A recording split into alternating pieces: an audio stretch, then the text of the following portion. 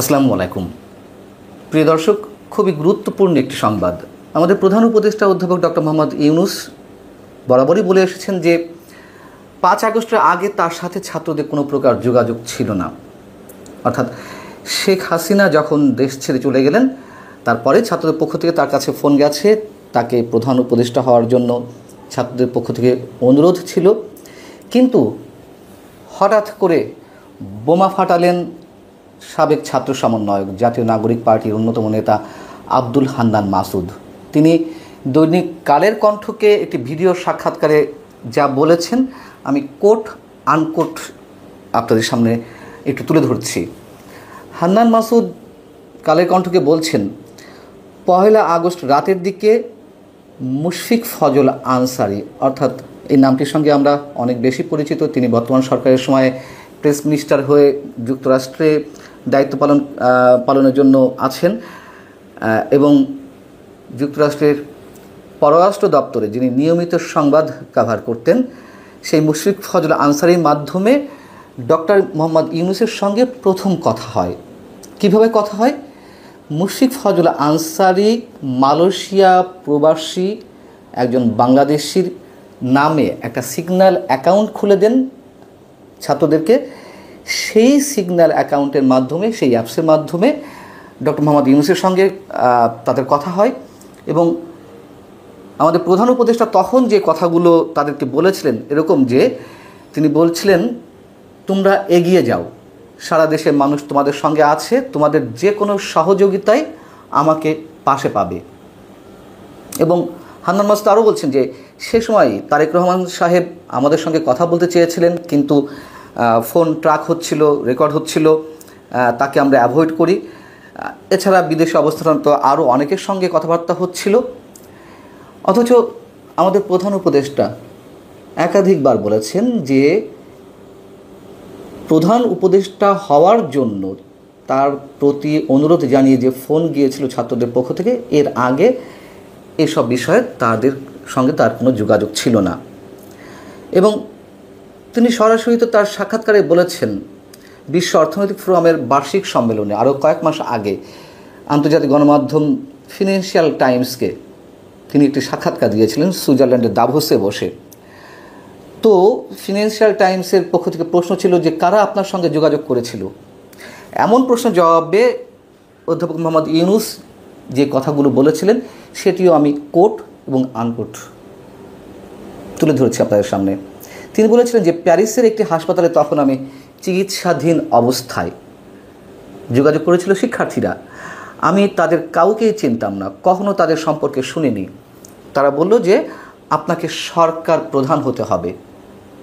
তিনি বলছিলেন যে না, আমি সেই ব্যক্তি নই, আমি এর কিছুই জানি না, আমি এর সঙ্গে যুক্ত হতে চাই না। কাজেই আমি তাদের বিকল্প কাউকে খোঁজার বিষয়ে বোঝানোর চেষ্টা করছিলাম। তাদের বলছিলাম বাংলাদেশে অনেক ভালো নেতা আছেন, তোমরা তাদের খুঁজে নাও। তারা বলছিল না না না, আপনাকেই থাকতে হবে, আমরা কাউকে পাইনি। আমি বলেছিলাম জোরালো চেষ্টা করো। তারা বলল আমাদের হাতে পর্যাপ্ত সময় নেই। তারা নাছোড়বান্দা, কিছুতেই ছাড়তে চাইছিল না। তারা বলছিল যে শেখ হাসিনা চলে গেছেন, এখন সরকার প্রধান হতে হবে, এবং শেষ পর্যন্ত আমি রাজি হলাম। এখন কথা হচ্ছে যে হান্নান মাসুদ ১ তারিখে ফোন দিয়েছিলেন, আগস্টের ১ তারিখে। শেখ হাসিনা দেশ ছাড়লেন ৫ তারিখে। আর হান্নান মাসুদের সঙ্গে এটি প্রথম কথা হয়তো, আমরা ধরে নিচ্ছি। কিন্তু হঠাৎ করে তো হান্নান মাসুদ নিজে থেকে একা তার সঙ্গে কথা বলেননি। নিশ্চয়ই এর আগে থেকে আরও অনেকের সঙ্গে যোগাযোগ ছিল। এবং তিনি বলছিলেন যে ডক্টর মোহাম্মদ ইউনূস যে আমি মুঠোফোনে খোঁজখবর নিতাম দেশে কী হচ্ছে, কিন্তু কারোর সঙ্গে কোনো যোগাযোগ ছিল না। কারোর সঙ্গে যদি কারোর ছাত্রদের যোগাযোগ না থেকেই থাকে, সেই ১ আগস্টেও বা হান্নান মাসুদ কি হঠাৎ করে তাকে ফোন দিয়েছিলেন? এবং সেই আন্দোলন চলাকালীন সময়ে শেখ হাসিনা সরকারের পতনের জন্য যে আন্দোলন, কোটা বিরোধী আন্দোলন থেকে এক দফা আন্দোলন যেটি এলো,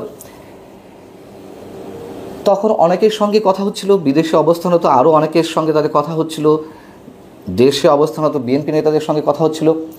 তারেক রহমানের একটি কথা আমি বরাবরই বলি, বা বিএনপি প্রসঙ্গে, এই আন্দোলনের সময় যদি সরকারে বিএনপি থাকতো, বিরোধী দলে যদি আওয়ামী লীগ থাকতো, তাহলে নিশ্চয়ই আওয়ামী লীগ সেটি ক্যাশ করতো, বিএনপিও সেটিকে ক্যাশ করেছে যদি হয়ে থাকে। এটি রাজনৈতিক হিসাবের কথা। আর এই আন্দোলনের যে একটা ম্যাটিকুলাস ডিজাইন ছিল, সেই কথা তো আমাদের প্রধান উপদেষ্টাই আরও একটি অনুষ্ঠানে, যুক্তরাষ্ট্রে ক্লিন্টন ফাউন্ডেশন একটি অনুষ্ঠানে তিনি নিজেও সেটি বলেছেন যে ছাত্ররা সূক্ষ্ম পরিকল্পনা নিয়ে এগিয়ে যাচ্ছিল। আর সরকারের এই মুহূর্তে যিনি তথ্য বিষয়ক উপদেষ্টা দায়িত্বে আছেন মাহফুজ আলম, তাকে তিনি মাস্টার মাইন্ড হিসেবে পরিচয় করিয়ে দিয়েছিলেন। অতএব আমাদের প্রধান উপদেষ্টা মিথ্যা বলে আসছেন, তার প্রতি সম্মান জানিয়ে আমি সেই শব্দ উচ্চারণ করতে চাই না। তিনি সত্য গোপন করেছেন যদি হান্নান মাসুদের কথা সত্য হয়ে থাকে। কেন তিনি সত্য গোপন করেছিলেন? তাহলে কি তার দীর্ঘদিনে একটি পরিকল্পনা ছিল? এই প্রশ্ন যদি করি, সেটি কি খুব অবান্তর কিছু হবে? এবং আমরা তো এখন নানান মাধ্যমে জানতে পারছি যে কীভাবে এই আন্দোলন গড়ে উঠেছিল। একই সঙ্গে কদিন আগে সরকারেরই আরেক উপদেষ্টা, ছাত্র সমন্বয়কদের প্রতিনিধি হয়ে যিনি আছেন এখনও পর্যন্ত, স্থানীয় সরকার বিষয়ক উপদেষ্টা আসিফ মাহমুদ সজীব ভুইয়া, তিনি বলেছিলেন যে যদি শেখ হাসিনার পতন 5 আগস্ট না হতো তাহলে আমরা সশস্ত্র বিপ্লবের প্রস্তুতি নিচ্ছিলাম। তো সশস্ত্র বিপ্লব করতে গেলে তো অস্ত্রের প্রয়োজন, এ কথাও আগে আমি বলেছি। তাহলে সেই অস্ত্রগুলো কারা দিচ্ছিল, কোত্থেকে আসছিল, টাকা পয়সা কোত্থেকে আসছিল? এগুলো অবশ্যই খুব গুরুত্বপূর্ণ প্রশ্ন। এবং একই সঙ্গে এটুকুও মনে করিয়ে দিতে চাই, সেই আন্দোলন তো নিশ্চয়ই সারা দেশের মানুষের একাংশ এই আন্দোলনে শরিক হয়েছিল। আওয়ামী পরিবারের অনেক সদস্য এই আন্দোলনে ছিল, এটি বাস্তবতা। কিন্তু ভেতরে যে ডিজাইনটি ছিল এটি আর সাধারণ মানুষ জানতেন না। এখন ছাত্ররা কোন পরিকল্পনা নিয়ে গিয়েছিল, কতদিনের পরিকল্পনা ছিল, কী উদ্দেশ্যে ছিল, কোন কোন বিদেশি শক্তি তাদেরকে সহযোগিতা করেছে, এগুলো অনেক বেশি ভ্যালিড কোশ্চেন। আল্লাহ হাফিজ, ভালো থাকুন সবাই।